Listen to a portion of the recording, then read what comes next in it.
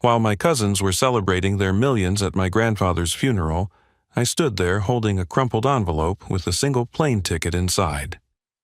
Everyone laughed at me that day. 6 months later, they were begging for my forgiveness. My name is Nathan Whitmore, and I'm about to tell you how the worst day of my life became the beginning of everything I never knew I needed. But first, let me introduce you to the players in this game my grandfather orchestrated from beyond the grave. There was Preston, my older cousin, standing there in his $5,000 Armani suit, already practicing his CEO speech for the company employees. Mallory, his sister, was barely hiding her excitement behind her designer sunglasses, probably planning which Instagram filter would best capture her new yacht. Their parents, Vernon and Beatrice, stood like vultures who'd finally found their feast, my uncle's hand already reaching for the papers the lawyer was holding. And then there was me, the high school history teacher who drove 3 hours in a Honda Civic that needed new brakes just to say goodbye to the only person in this family who ever really saw me. Grandfather Roland built an empire from nothing, turned a single fishing boat into Whitmore Shipping Industries, and everyone wanted their piece of his kingdom. Everyone except me. I just wanted 5 more minutes to play chess with the old man who taught me that the most powerful moves are the ones nobody sees coming. That funeral wasn't just about saying goodbye to Roland Whitmore. It was the day I learned that sometimes the smallest gift carries the biggest secret, and sometimes the people laughing at you are standing on ground that's about to crumble beneath their feet. My alarm went off at 5:30 a.m. every weekday, just like it had for the past 6 years since I started teaching at Lincoln High School in Detroit. The ceiling in my one-bedroom apartment had the same water stain I'd been staring at for 3 years, shaped like the state of Texas if you squinted hard enough. My neighbor's dog was already barking, right on schedule, and I could hear Mrs. Chen starting her morning exercises through the paper-thin walls. This was my life, predictable, modest, and completely different from the world I'd grown up in. You see, being a Whitmore meant something in certain circles. It meant yacht clubs and private schools, summer houses and stock portfolios. But for me, it meant choosing between paying rent and fixing my car's transmission, because I'd walked away from all of that to teach teenagers about the Revolutionary War and the Great Depression. My father, Dennis, understood that choice. He was the only one who ever did. Dad died when I was 15, a heart attack at his desk while reviewing contracts for his brother Vernon's division of grandfather's company. He'd spent his whole life being the responsible one, the reliable one, the one who never complained when Vernon took credit for his ideas. The last thing he ever said to me was, "Nathan, don't let them turn you into something you're not. Your grandfather did that to me and look where I am."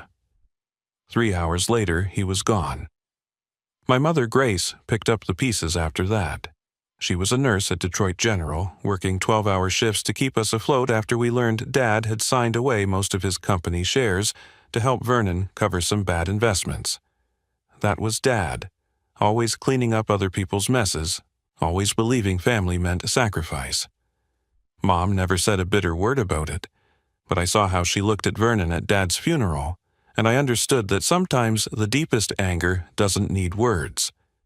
Grandfather Roland was a mystery, wrapped in a 3-piece suit. He built Whitmore Shipping from a single boat he bought with his Navy discharge pay after World War II. By the time I was born, he owned a fleet of cargo ships, warehouses in 12 cities, and enough money to buy whatever he wanted. But here's the thing about my grandfather. He didn't believe in giving. He believed in earning. Every birthday card came with a $20 bill and a note that said, "Make it worth more." Every Christmas gift was something practical, like books about business or certificates for online courses in accounting. The only time Grandfather Roland seemed genuinely interested in me was during our Sunday chess games. It started when I was 10, right after I'd won my school's chess tournament. He showed up at our apartment one Sunday morning, set up a board, and said, "Show me what you've got." I lost in 12 moves, but he came back the next Sunday and the next, and eventually those games became the one constant between us. "You play like your father," he told me once, Too worried about protecting your pieces, not focused enough on winning the game. Maybe I don't want to sacrifice everything just to win, I replied. He actually smiled at that, the first real smile I'd ever seen from him. Maybe that's why you're the only one who still interests me, Nathan. Preston and Mallory never understood those chess games. Preston was too busy shadowing grandfather at the office, learning about profit margins and tax shelters. He'd gotten his MBA from Wharton, grandfather's alma mater, and never let anyone forget it.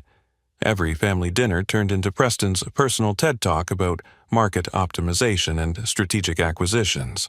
He spoke in buzzwords and PowerPoint slides, turning every conversation into a business pitch. Mallory took a different approach. She turned herself into a brand, chronicling her life as the shipping heiress on social media. 200,000 followers watched her pose on various boats, in various designer outfits, at various European ports.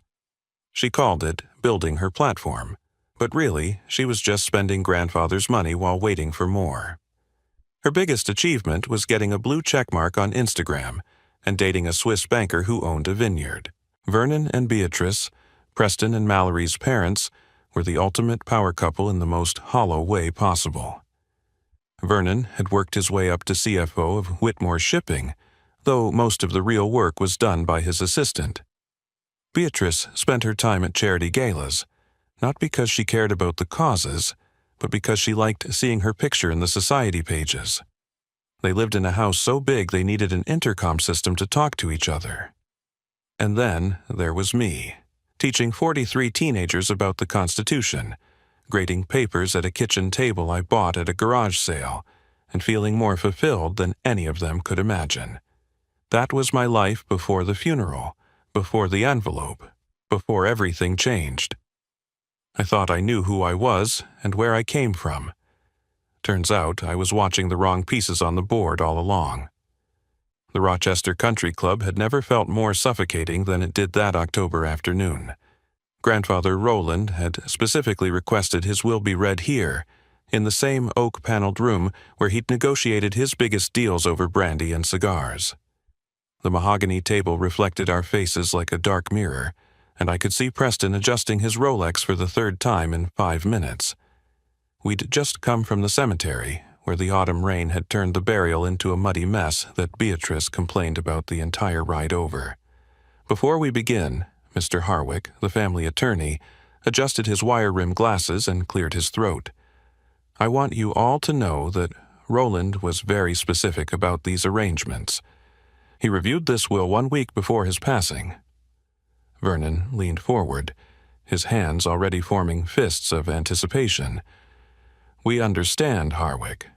Roland discussed the succession plan with me extensively. That was a lie, and everyone knew it. Grandfather never discussed business outside the office, and he certainly never promised anything to anyone. But Vernon had been telling anyone who'd listen that he was taking over as CEO, that Preston would be his right hand, and that the family legacy was secure. Let's proceed then. Harwick opened the leather-bound folder. To my eldest son, Vernon Whitmore, and his wife Beatrice, I leave the estate in the Hamptons and the investment portfolio contained an account ending in 4471. Beatrice grabbed Vernon's arm, her diamond bracelet catching the light.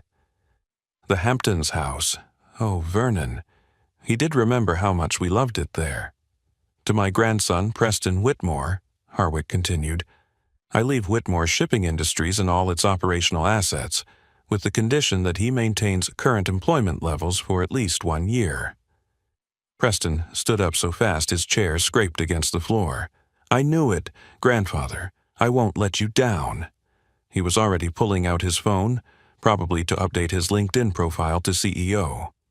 To my granddaughter Mallory Whitmore, I leave the Manhattan penthouse on Central Park West and the yacht, Serenity, currently moored in Newport.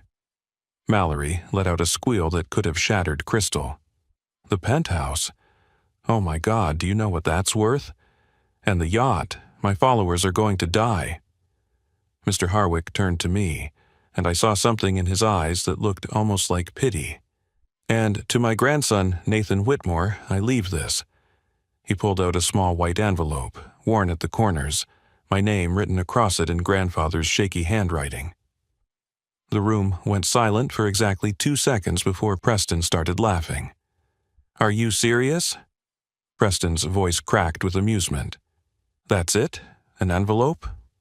I took it with steady hands, though my heart was pounding. The paper felt thin, insignificant. Inside was a single plane ticket. Rome. One way, departing in 48 hours. "Let me guess." Preston snatched the ticket from my hand before I could stop him. "A coach ticket? Oh, this is rich. The teacher gets a vacation." Mallory was already recording on her phone. "This is actually hilarious. Nathan, your face right now. Don't worry. Maybe he left you some frequent flyer miles, too." Vernon stood up, straightening his tie with the authority of someone who'd just won everything. "Roland always said you lacked the killer instinct for business, Nathan. At least he gave you something nice. Rome is lovely this time of year." "It's probably his way of saying goodbye," Beatrice added, her voice dripping with fake sympathy. "A little trip to help you process everything. How thoughtful." My mother, who'd been silent in the corner, finally spoke.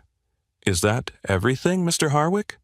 "That concludes the distribution of assets," Harwick replied, closing the folder. "There is a personal letter for Nathan to be opened only upon his arrival in Rome." "A letter?" Preston was practically howling now. "What's it going to say? Sorry you're poor. Enjoy the pizza." "Preston, enough," Vernon said, though he was smiling. Nathan chose his path. He wanted to be a teacher, and Roland respected that enough to give him a parting gift. We should all be grateful for what we've received. I looked at the ticket again. October 15th. 3 p.m. arrival. Alitalia flight, 621. Why so specific? Why Rome? Grandfather had never mentioned Italy in all our years of chess games. He'd talked about Shanghai, London, Hamburg, but never Rome. "Well," I stood up, sliding the ticket back into the envelope. "I guess I better pack." "You're actually going?" Mallory looked genuinely surprised. "You're going to use your sick days to take a random trip to Rome?" "Your grandfather gave me a ticket," I said, meeting each of their eyes in turn. "The least I can do is use it." Vernon shook his head. "Sentimental fool, just like your father." Dennis never understood that emotion has no place in business either. That's when I knew I was definitely getting on that plane. Because Vernon was wrong about my father, wrong about me, and maybe, just maybe, wrong about what grandfather had really left me. The ticket weighed nothing in my pocket, but somehow it felt heavier than all the millions they'd just inherited. As I walked out of that country club, their laughter following me to the parking lot, I remembered grandfather's last words to me during our final chess game. "The best moves, Nathan, are the ones your opponent never sees coming." The rain had stopped, and for the first time that day the sun broke through the clouds. That night, I sat at my kitchen table staring at the plane ticket while my laptop displayed my bank account balance. $1,847.23. My rent was due in 5 days. My car needed new brake pads. I had 43 essays on the Civil War to grade. Every logical part of my brain screamed that flying to Rome was insane. But I couldn't stop thinking about grandfather's face during our last chess game, just 2 weeks before he died. He'd been different that day, softer somehow, like he'd finally stopped playing a role he'd been performing for decades. "Nathan," he'd said, moving his knight in a pattern I didn't recognize. "What do you know about trust?" "It's earned, not given," I'd responded, the same answer he'd drilled into all of us since childhood. "No, boy. Real trust is knowing when to follow without understanding why. Your father knew that. He trusted me with something once, something precious, and I failed him. But you, Nathan, you're different. You don't want anything from me." "I never have, grandfather." "I know. That's why when the time comes, you'll trust me. Even when everyone else thinks you're a fool." Now, holding that ticket, his words felt less like a memory and more like a message. I picked up my phone and called my mother. "I'm going," I said as soon as she answered. "I knew you would," Grace replied without hesitation. "Your grandfather called me last month. He didn't say much, just that I should support whatever decision you made after the funeral." "Mom, this is crazy. I can't afford to miss work. I have responsibilities." "Nathan, your father once told me that Roland wasn't always the man we knew. He said there was a before and after in his father's life, and we only knew the after. Maybe this is about the before."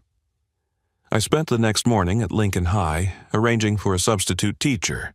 My principal, Dr. Washington, wasn't happy about the sudden request, but I'd never taken a sick day in 6 years, so she grudgingly approved 3 days off. 3 days to fly to Rome and figure out what game my grandfather was playing. "Mr. Whitmore, you okay?" asked Jasmine, one of my brightest students after my last class. "You seem different today." "Just thinking about history, Jasmine. How sometimes the most important moments look like nothing when they're happening." I packed light, one carry-on bag with 2 changes of clothes, and my father's old leather journal that I'd carried since his funeral. The Uber to Detroit Metropolitan Airport cost me $32 I couldn't spare, but I was already committed to this insanity. At the gate, waiting to board, I pulled out the envelope again. That's when I noticed something I'd missed before. In the corner, barely visible, was a tiny number written in pencil. 1947. The year grandfather would have been 22. The year after he'd left the Navy. The flight attendant called my boarding group, and I got in line behind a family arguing about seating arrangements. The mother was trying to juggle 2 kids while the father checked his phone obsessively. Normal people with normal problems, not wondering why their dead grandfather had sent them on a mysterious journey across the Atlantic. I found my seat, 32B, middle seat in the back of the plane. Of course, Preston had been right about it being Coach. The man to my left was already asleep and snoring. The woman to my right had claimed both armrests and was watching a movie on her iPad without headphones. As the plane lifted off, Detroit shrinking below us, I thought about Preston, probably already in grandfather's office, sitting in his chair, feeling like a king. Mallory was definitely posting sunset photos from the yacht by now. Vernon and Beatrice were probably meeting with financial advisors about their newfound wealth. And here I was, cramped in coach, flying toward a mystery with money I didn't have to spare. But something felt right about it. For the first time since grandfather died, I felt like I was exactly where I was supposed to be. The flight attendant came by with drinks. "Sir, something to drink?" "Just water, thanks." She handed me a bottle, and as I twisted it open, I remembered another chess lesson. Grandfather had sacrificed his queen, the most powerful piece, to win a game. I'd been shocked, unable to understand why he'd give up so much. "Power isn't about what you have, Nathan," he'd explained.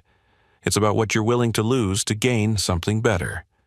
Most people can't see past the loss, that's why they never really win." The plane banked east, heading into the night, toward Rome and whatever grandfather had hidden there. My cousins thought they'd won everything that mattered. But as I settled in for the 8-hour flight, I had a feeling that grandfather's real game was just beginning, and I was the only piece he'd positioned to play it. The captain announced our cruising altitude, and I closed my eyes, my father's journal pressed against my chest, trusting a dead man's plan even though I couldn't see the board. The wheels touched down at Rome's Fiumicino Airport at exactly 3:07 p.m. local time. My legs were cramped, my back ached, and I'd barely slept during the 8-hour flight. The Italian announcements mixed with English as we taxied to the gate, and suddenly the reality hit me. I was in Rome with no hotel reservation, no plan, and no idea what I was supposed to do next. Immigration was a blur of stamps and questions. "Purpose of visit?" the officer asked in accented English. "I honestly don't know," I replied, too tired to lie. He looked at me strangely but stamped my passport anyway. "Welcome to Italy." I followed the crowd toward baggage claim, even though I only had my carry-on. The arrivals hall was chaos. Families reuniting, drivers holding signs for business people, tourists looking lost. I was about to head for the exit when I saw it. A professionally printed sign reading Nathan Whitmore, held by a man in an expensive black suit. My heart stopped. I approached cautiously. "I'm Nathan Whitmore." The driver's face lit up with relief. "Mr. Whitmore, finally. Please, come quickly." His English was heavily accented but clear. "Who sent you?" "Your grandfather arranged everything months ago. My name is Lorenzo. Please, we have a long drive." He took my bag before I could protest and led me outside to a black Mercedes sedan that probably cost more than I made in 2 years.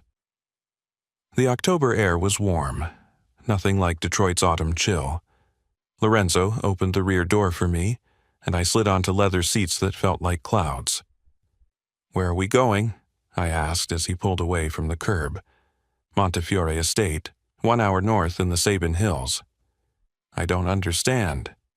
My grandfather never mentioned any estate in Italy. Lorenzo met my eyes in the rearview mirror. "Mr. Rowland, he owned the estate for 45 years. He visit every September 1 week, always alone." 45 years. That would mean since 1980, when I was negative 12 years old. The math didn't make sense. Nothing made sense. We left Rome's sprawl behind, climbing into hills covered with olive groves and vineyards. The landscape was almost painfully beautiful, like something from a movie about finding yourself in Italy. Lorenzo drove with Italian confidence, taking curves at speeds that made me grip the door handle. "How did you know my grandfather?" I asked. "My father was his driver first. When Papa died, I take over. 20 years now I drive Mr. Rowland when he come. 20 years of September visits that none of us knew about. What else had grandfather hidden?" The road became narrower, winding through a small village where old men sat outside a cafe watching us pass. Then Lorenzo turned onto a private road lined with cypress trees. At the end, electronic gates opened automatically, revealing a villa that took my breath away. 3 stories of honey-colored stone, terraces overlooking endless vineyards, gardens that looked like they belonged in a Renaissance painting. Lorenzo parked in front of massive wooden doors that had to be centuries old. Before I could process what I was seeing, the doors opened, and an elderly woman emerged. She was elegant in a way that had nothing to do with money and everything to do with grace. Her silver hair pulled back in a simple bun, her eyes the same steel gray as grandfather's. She walked toward me slowly, tears streaming down her face, and I knew before Lorenzo said the words that changed everything. "Nathan," Lorenzo said softly, "meet your grandmother, Sophia Whitmore." The world tilted. I actually reached for the car to steady myself. "That's impossible. My grandmother died before I was born." Sophia reached me then, her hands taking mine, her grip surprisingly strong. "Your American grandmother did die, Caro, but I am very much alive." Her accent was musical, her English perfect but formal. She studied my face like she was memorizing it. "You have his eyes," she whispered, "but your father's gentle spirit. Come inside, Nathan. There is so much to tell you." The villa's interior was understated elegance, nothing like the gaudy mansion Vernon and Beatrice owned. Sophia led me to a sitting room where the walls were covered with photographs. I saw my grandfather, young and laughing, standing in front of a small church. A wedding photo. Grandfather and Sophia, both barely in their 20s, radiantly happy. "We married in 1947, Sophia said, watching me process everything. Rowland had come to Italy with the Navy, stayed after the war to help with reconstruction. We met at a dance in Rome. He was so handsome, so full of dreams. We started with nothing, just a few acres of vines his friend sold us for almost nothing." She poured 2 glasses of wine from a crystal decanter. "This is from our vineyard. Heredità, we call it. Inheritance."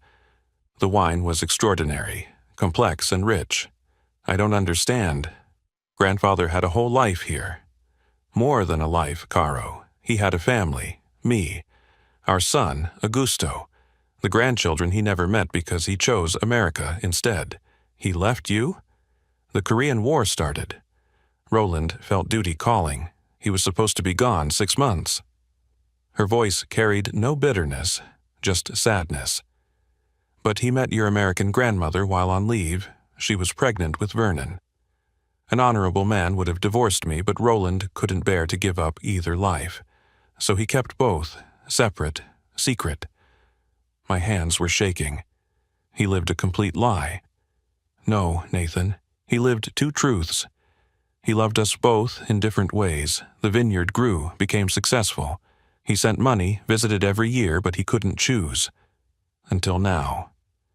She walked to an antique desk and pulled out a thick folder. Whitmore Vineyards International. $47 million in assets.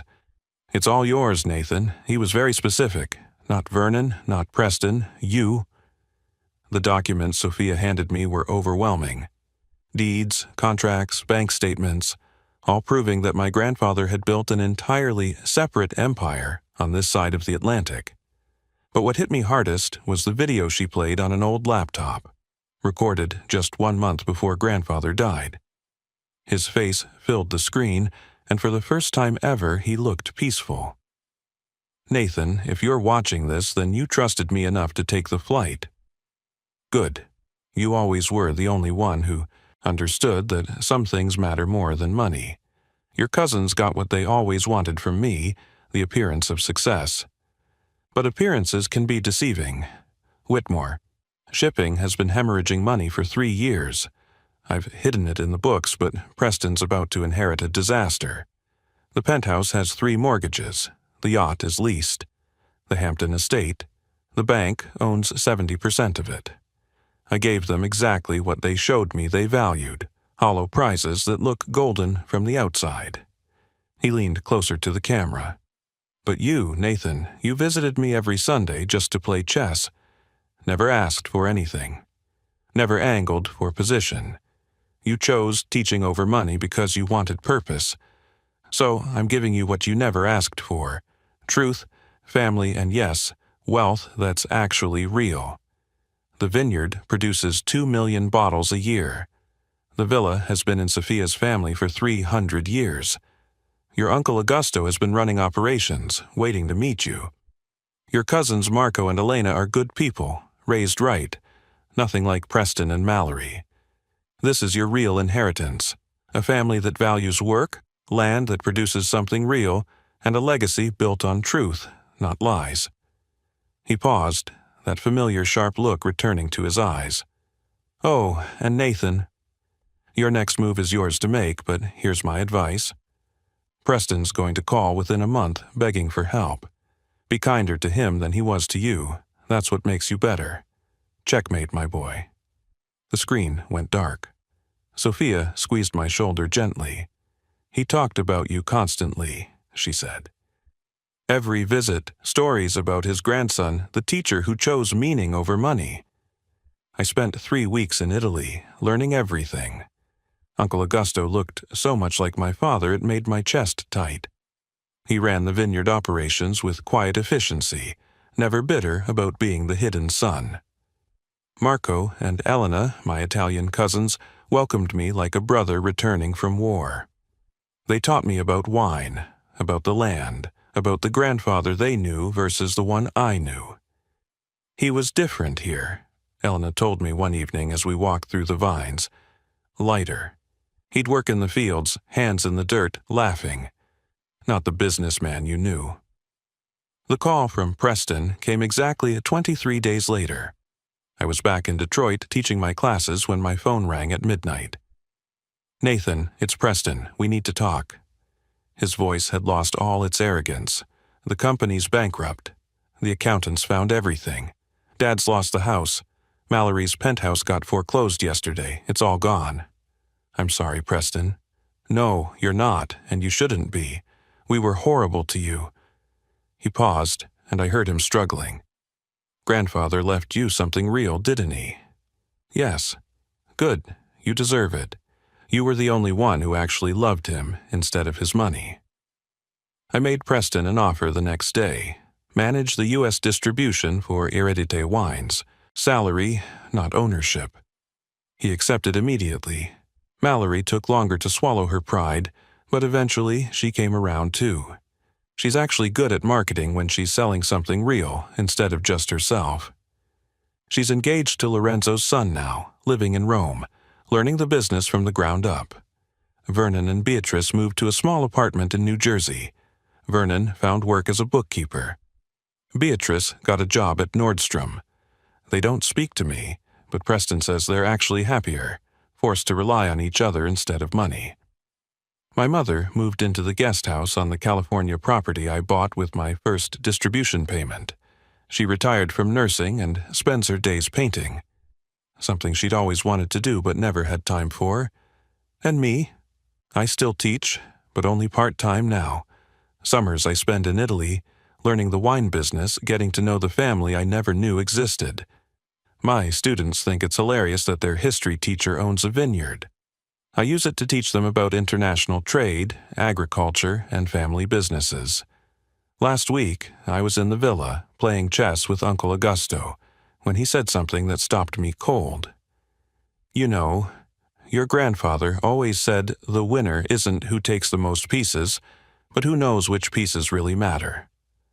I looked at the board, then at the vineyards through the window, then at the photo of grandfather on the wall, young and hopeful in 1947. He won, I said. It just took 60 years for the game to end. Augusto smiled.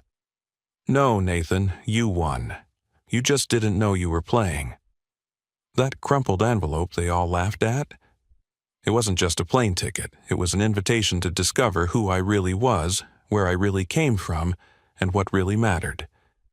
My grandfather gave my cousins what they thought they wanted, and gave me what I didn't know I needed. The last bottle of wine grandfather personally produced sits in my apartment in Detroit, unopened. The label says Heredita 2024, and underneath, in his handwriting, for Nathan, who understood that the best inheritance isn't what you're given, but what you're trusted to continue. Every Sunday, I still play chess. Sometimes with Augusto in Italy, sometimes with my students in Detroit, sometimes alone, thinking about the old man who orchestrated the longest game I've ever seen. He taught me that real wealth isn't measured in dollars, but in truth, family, and the courage to trust when nothing makes sense. Turns out the board everyone else was watching, that was just the distraction. The real game was happening on a completely different board, in a different country, in a different language, and grandfather made sure I was the only one who got an invitation to play. If you enjoyed this story, please give it a like and share it with someone who needs to remember that sometimes the smallest gifts carry the biggest surprises. Drop a comment below about a time when something seemingly insignificant changed your life. And don't forget to subscribe to the channel for more stories about families, secrets, and the unexpected ways life reveals who we really are.